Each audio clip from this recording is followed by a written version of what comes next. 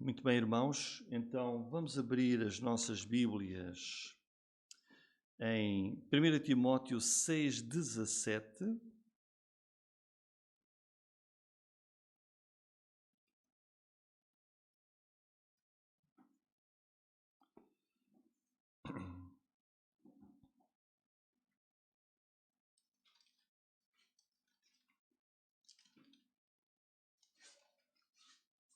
Esse versículo é apenas a base para a mensagem que teremos hoje.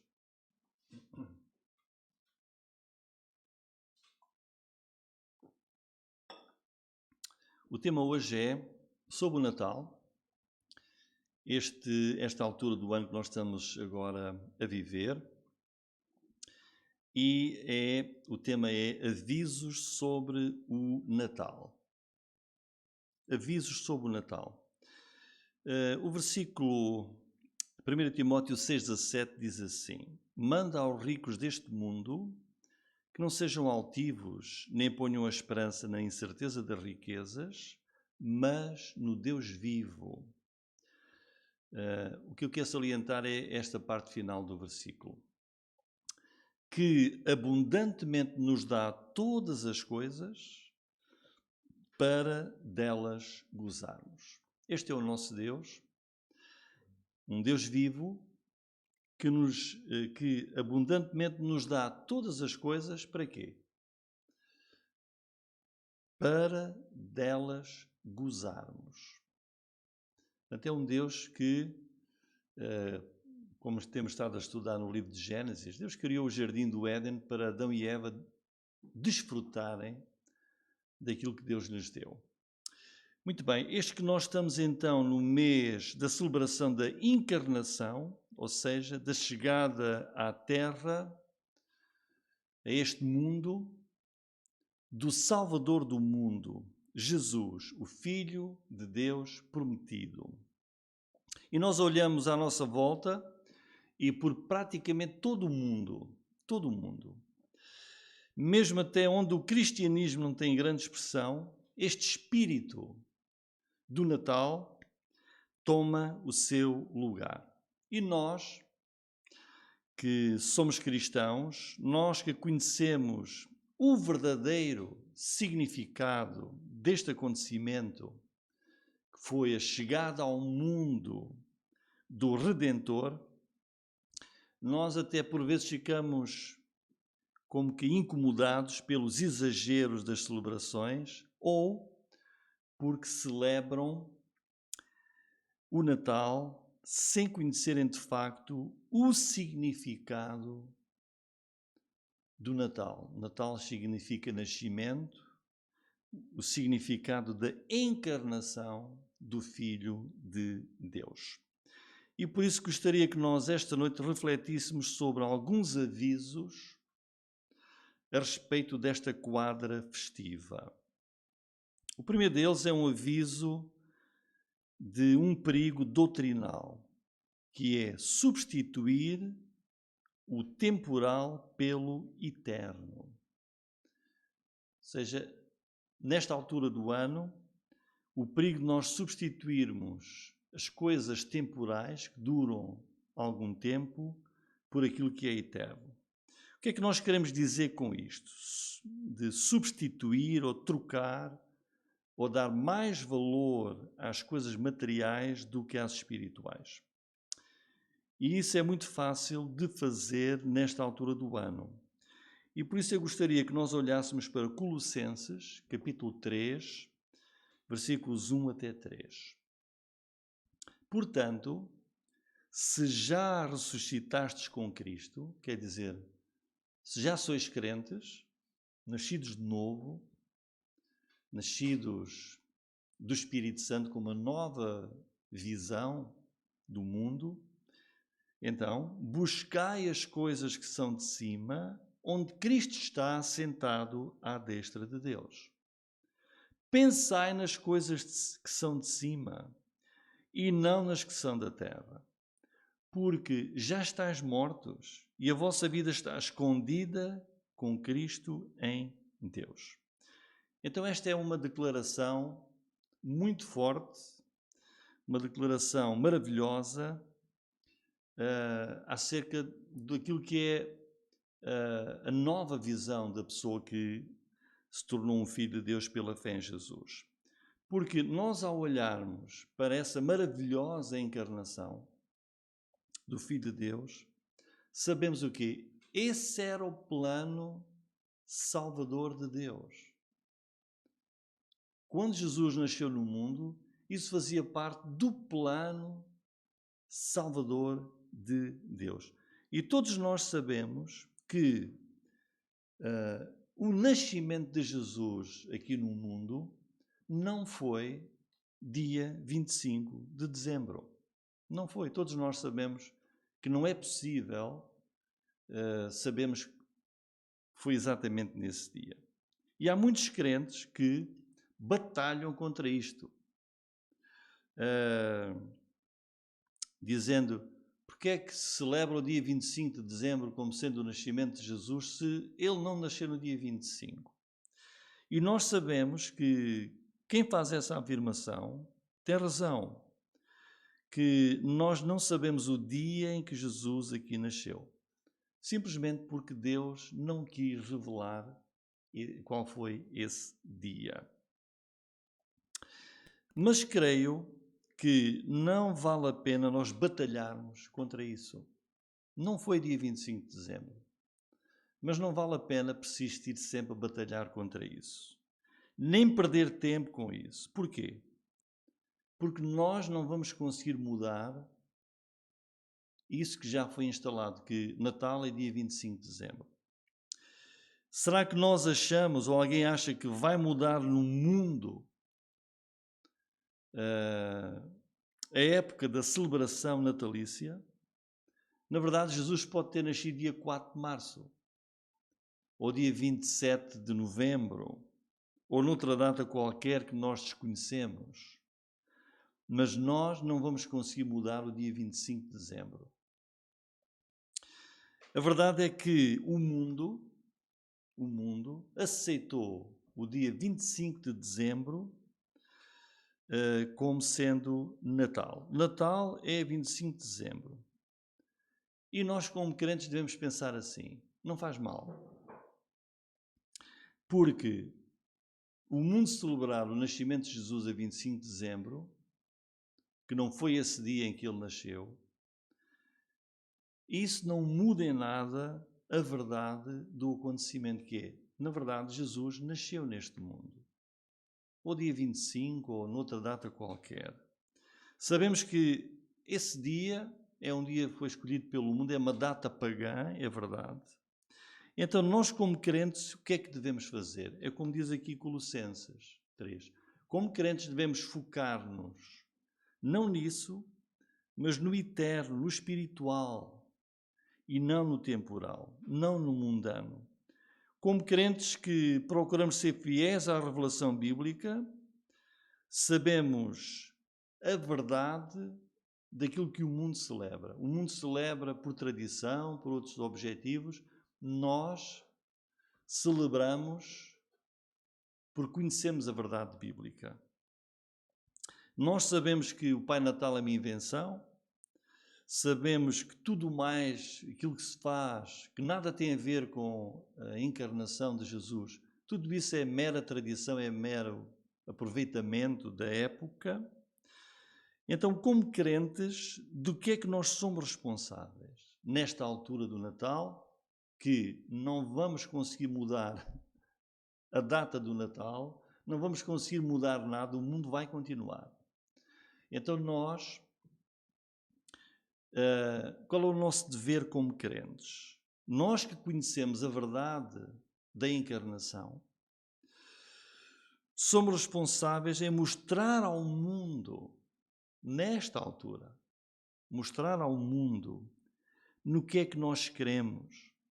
Nós temos a responsabilidade como crentes, em especial para com aqueles que estão mais próximos de nós, os nossos familiares, que até se juntam nesta altura, os nossos amigos, os nossos colegas, os nossos vizinhos, até irmãos na fé que precisam de um maior esclarecimento. nós não corremos como o mundo nesta altura, mas focamos os nossos olhos na verdade da vinda ao mundo de Jesus. E fazemos como diz aqui Paulo aos Colossenses. Pensamos nas coisas que são de cima, não nas que são da terra, porque a nossa vida está escondida com Cristo em Deus. Buscai as coisas que são de cima. E é isso que nós fazemos. Damos graças a Deus nesta altura, olhando para Ele, porque Ele enviou o seu Filho ao mundo para ser o nosso Salvador. E se nós olharmos, por exemplo, para Colossenses também, mas no capítulo 1, versículo 18, que fala sobre Jesus, diz assim: Ele, Jesus, é o cabeça do corpo, é a cabeça do corpo da Igreja, é o princípio e o primogênito entre os mortos, para que em tudo tenha a preeminência. Ou seja, Cristo é o centro de todas as coisas. Esta é uma poderosa declaração sobre a pessoa do nosso Salvador, sobre Jesus. Ele deve ter em tudo a preeminência. Em qualquer altura do ano, quer seja agora em dezembro, em que se celebra o nascimento de Jesus, ou em qualquer outra altura do ano, demos a Jesus o primeiro lugar em tudo. Ele é o Senhor Jesus Cristo. Ele é a verdadeira razão da nossa existência.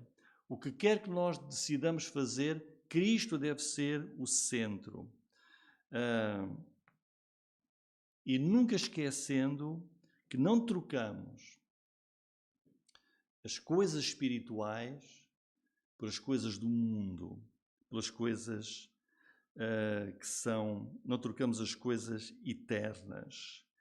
Pensamos sempre nas coisas espirituais, mesmo no meio de um mundo materialista. Olhamos para cima, pensamos no alto, as coisas que são de cima, as coisas que são do alto, onde Cristo está, essas são as de maior valor para nós.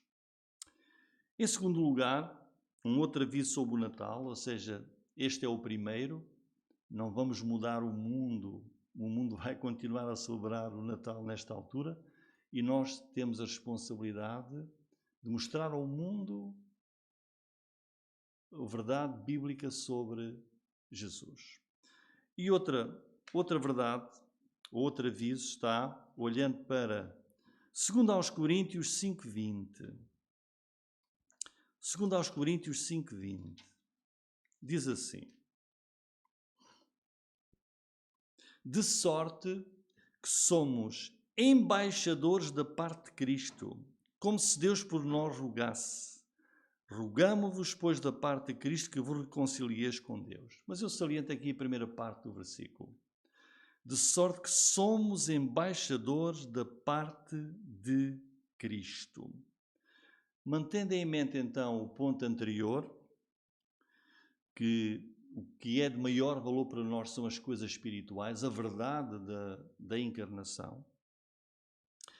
Temos aqui outra fantástica declaração de que os crentes, qualquer crente, é neste mundo um embaixador da parte de Cristo. E agora, provavelmente, não haverá melhor altura do ano para desempenharmos este papel de embaixador da parte de Cristo, de representante de Cristo no mundo entre as pessoas. Pode não haver a melhor altura do ano para o fazer. E vamos ver porquê. Reparem no seguinte. De uma maneira, como eu disse, por todo o mundo agora se celebra o Natal. Então, de uma maneira agora natural, nesta altura, por todo o mundo se ouvem canções de Natal, onde quer que nós entremos, canções de Natal. Os corações das pessoas estão nesta altura mais virados e abertos para esta celebração. Então, que melhor ocasião para, com maior facilidade, com menos esforço, nós pegarmos neste tema da encarnação, da vinda ao mundo de Jesus, este tema que agora está a dirigir as atenções e os corações do mundo, que melhor ocasião para nós pegarmos nisto, aproveitarmos a ocasião e falarmos aos outros da verdade da vinda ao mundo do Salvador Jesus. É uma ocasião única, especial, porque todo o mundo está, durante várias semanas, se calhar até mais que um mês, com as suas mentes focadas no Natal. E é claro que nós podemos e devemos fazer isto, ser embaixadores de Cristo, temos que o ser em qualquer altura do ano. Mas desperdiçar esta ocasião em que o mundo está para aí virado, certamente não é ser sábio. Os corações das pessoas não podem estar melhor preparados para ouvirem de nós a verdade sobre Jesus do que nesta altura do ano. Se calhar nós olhamos para a nossa rua e vemos grande parte das ruas enfeitadas, janelas, jardins, luzes, árvores de Natal e tudo mais que as pessoas usam nesta ocasião para focarem o Natal. E o que é que será melhor? Nós colocarmos na nossa janela ou na nossa porta, podemos arranjar uma bandeira e a dizer assim: não celebra o Natal porque não é bíblico. Será isso que será o melhor? Ou, pensando nas coisas eternas, pensando nas coisas de cima, pensando que as pessoas precisam do Salvador, procurar o contrário, que é, então vou aproveitar e procurar alcançar o maior número de pessoas para Jesus. E nós temos um bom exemplo disso em 1 Coríntios 9 a 19. Ou melhor, 1 Coríntios 9, 19 a 23. O apóstolo Paulo, veja o que é que ele diz aqui. Diz assim: porque sendo livre para com todos, fiz-me servo de todos, para ganhar ainda mais. O foco de Paulo era: como é que eu posso ganhar mais pessoas para o Evangelho? Fiz-me como judeu para os judeus, para ganhar os judeus. Para os que estão debaixo da lei, como se estivesse debaixo da lei, para ganhar os que estão debaixo da lei. Para os que estão sem lei, como se estivesse sem lei, não estando sem lei para com Deus. Quer dizer, ele dizia: eu vou manter sempre o meu testemunho firme. Vou sempre focar-me nas coisas espirituais, nas coisas que são de cima. A minha fidelidade a Deus. Mas eu vou... então se quer ganhar os judeus, vou ser como um deles, sem deixar de ser cristão. Os gentios, vou também fazer a mesma coisa. Fiz-me como fraco para os fracos, para ganhar os fracos. Fiz-me tudo para com todos, para por todos os meios chegar a salvar alguns. E eu faço isto, vejam, eu faço isto por causa do Evangelho, para ser também participante dele. Ou seja, numa altura em que o mundo celebra o Natal e tem tudo enfeitado, não é? Então, o que é que nós ganhamos de pormos uma bandeira grande na nossa, como que mostrando que somos muito zelosos? Não se celebra o Natal porque não é bíblico. Jesus não nasceu no dia 25 de dezembro. Não vamos ganhar nada com isso. Mas com mais facilidade agora nós podemos abordar as pessoas e dizer-lhes, por exemplo, podemos ir ter com um vizinho nosso ou um colega nosso e dizer: olha, você tem uns enfeites muito bonitos na sua casa, no seu quintal. Sabe porque é que se celebra o Natal nesta ocasião? Ou Sabe porque é que se põem tantas luzes a brilhar? Porque é que no Natal se põem luzes? E nós podemos aproveitar este tema e aí, a partir daí, apresentar a pessoa de Jesus. Falar do verdadeiro Jesus. Não é impressionar os outros pela negativa. Porquê? Porque nós temos uma mensagem grandiosa, salvadora, para transmitir. E devemos aproveitar as oportunidades para proclamar as boas novas de Cristo. Se nós não o fizermos, certamente que perdemos uma grande oportunidade de falar de Jesus. Quando agora todo mundo pensa no Natal, pensa no menino Jesus, pensa no Pai Natal, pensa nos presentes, etc.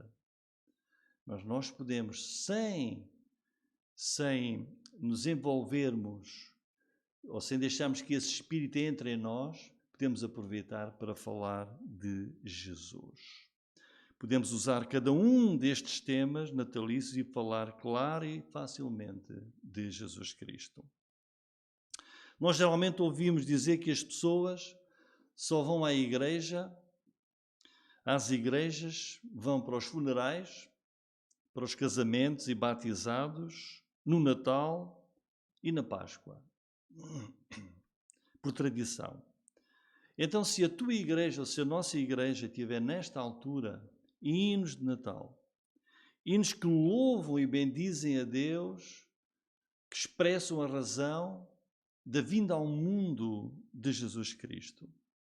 Se na tua e na nossa igreja houver uma mensagem sobre o tema do nascimento, da encarnação do Filho de Deus, que oportunidade para as pessoas conhecerem o Salvador. Porque, na verdade, quando Jesus nasceu, anjos cantaram hinos de louvor a Deus.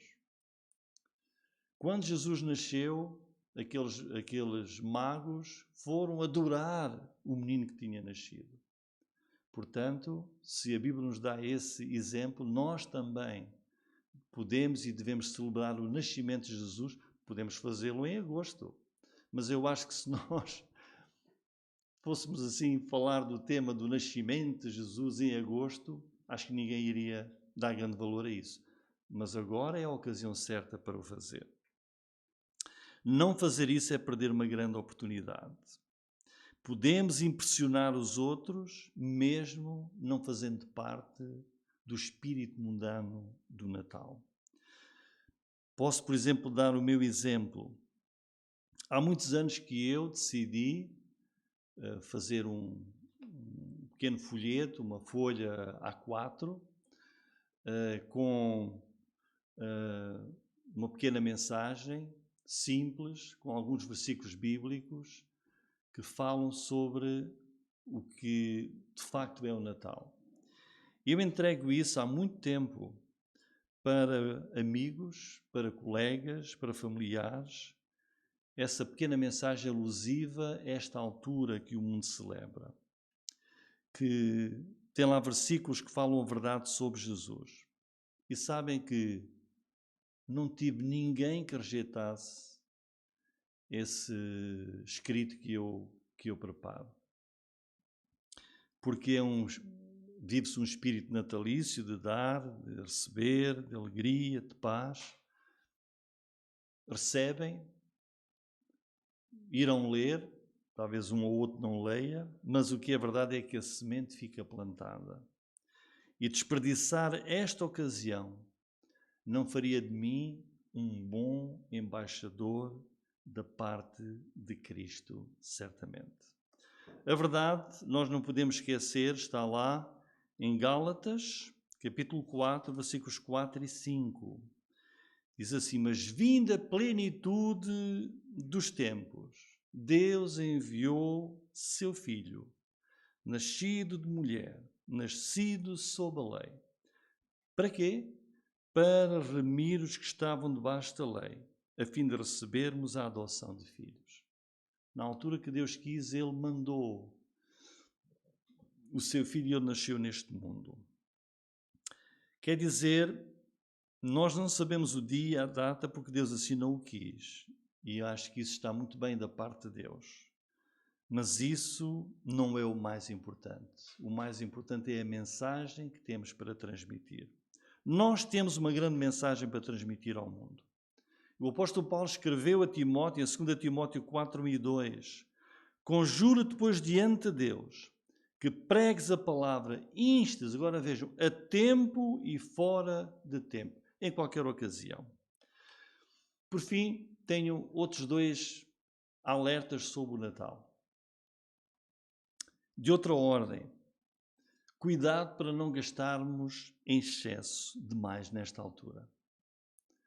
Se não tivermos cuidado, imbuídos pelo espírito natalício, podemos gastar exageradamente. E esse não é um bom princípio de mordomia bíblica.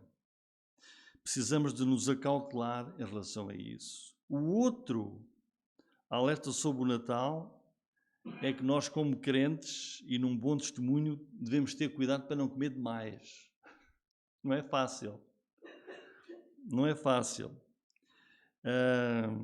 Porque se comemos demais, depois não vamos conseguir vestir as roupas que nos oferecem no Natal. Além de que não é muito bom para a nossa saúde.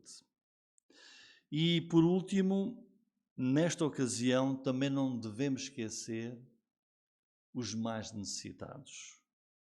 Aqueles que não têm a possibilidade de ter ou de dar algo melhor aos seus nesta ocasião. Sejamos cristãos no sentido de ajudar quem mais precisa também nesta altura. E eu quero concluir com uma leitura de 1 João, capítulo 4, versículos 8 a 12, que nos fala precisamente sobre a vinda ao mundo de Jesus. Vejam, começando lá no versículo 8, um versículo que certamente muitos conhecem de cor. Aquele que não ama não conhece a Deus, porque Deus é amor. Esta é a maior afirmação da natureza da pessoa de Deus. Sem deixar de ser quem é, Deus é infinitamente uma pessoa perfeita em todos os sentidos. E nós não conseguiríamos aqui definir cabalmente quem é Deus, mas a Bíblia define aqui, nesta afirmação direta e muito clara, diz: Deus é amor. Deus é amor. Nunca esqueçamos isto. E depois, o resto da passagem vai nos mostrar qual foi a maior prova de que Deus é amor. Vejam o versículo 9 e 10. Nisto se manifesta o amor de Deus. A Bíblia diz: Deus é amor. Mas como é que eu sei que Ele é amor? Nisto se manifesta o amor de Deus para conosco, que Deus enviou o seu Filho unigênito ao mundo para que por Ele vivamos. Então, Natal é uma altura em que nós celebramos e damos graças a Deus porque Ele, há 2000 anos, num dia que nós não sabemos qual foi, Deus mandou o seu Filho ao mundo. Nisto está o amor, esse amor de Deus. Não é que nós tenhamos amado a Deus, mas em que Ele nos amou a nós, vejam, Ele amou-nos primeiro e enviou seu Filho para propiciação pelos nossos pecados. Deus é amor. E a maior prova de amor foi que Ele mandou o seu Filho e Ele encarnou e viveu entre nós. Mas depois, o resto do trecho de 1 João 4 vai-nos mostrar o reflexo do amor de Deus nas nossas atitudes, nas nossas vidas. Diz: amados, se Deus assim nos amou, também nós devemos amar uns aos outros.